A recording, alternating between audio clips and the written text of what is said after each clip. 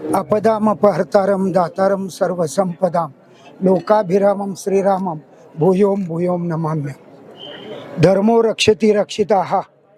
आज या ठिकाणी मोठा आनंदाचा क्षण आहे की साधूंनी इलेक्शनमध्ये उभं राहावं का हा फार मोठा प्रश्न विचारला जातो, पण धर्मसत्तेला ज्यावेळी ग्लानी येते त्यावेळी राजसत्ता ही भ्रष्ट होते आणि राजसत्ता जर भ्रष्ट झाली तर समाजसत्ता सुद्धा मोडकळीस येते।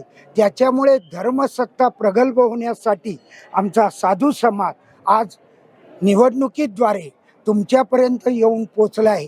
त्याचं सर्वात महत्त्वाचं कारण जगद्गुरु तुकोबाराय सांगतात, जे का रंजले गांजले त्यासी म्हणे जो आपुले, तोची साधू ओळखावा देव तेथेची जाणावा, वैष्णव जन तो तेने कहिये जो पीड पराई जाणे रे। आम्हाला जी काळजी आहे ती धर्मातल्या खालच्या लोकांची, खालच्या वर्गातल्या लोकांची काळजी आहे। जो धनाढ्य आहे त्याची काळजी नाही, परंतु सर्वसामान्य भक्त, सर्वसामान्य हिंदू हा अत्याचारापासून मुक्त झाला पाहिजे।